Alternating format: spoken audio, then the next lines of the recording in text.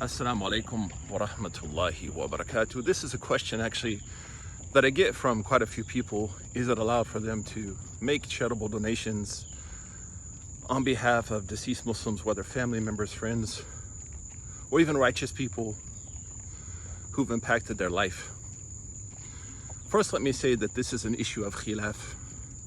There is a lot of differences on this issue.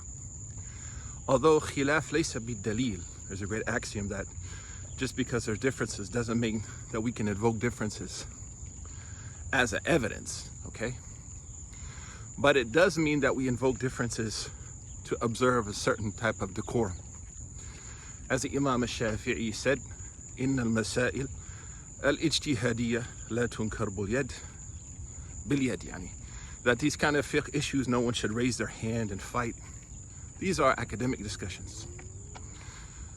The minority of jurists within the Sunni schools state that this is not allowed based on the zahir, the explicit meaning of the hadith that many of you know, that the actions of people cease except three.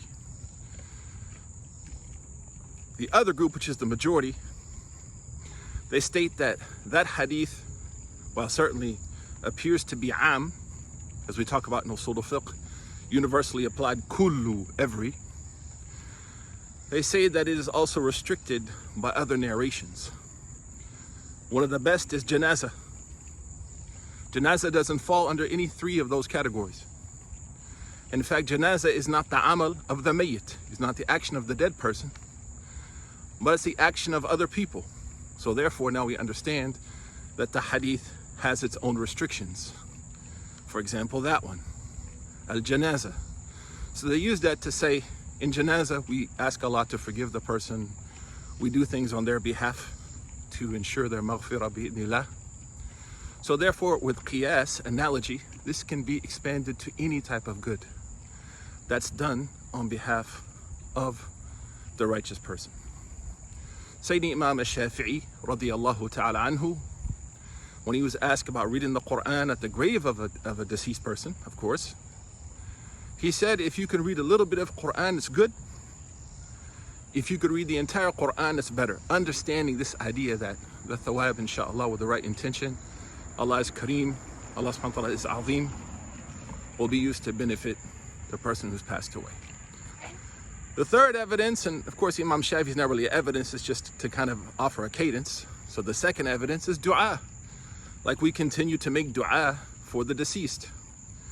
The Prophet sallallahu alaihi wasallam, as they were walking away from the grave, he said, ask Allah subhanahu wa ta'ala for your brother because he's being questioned.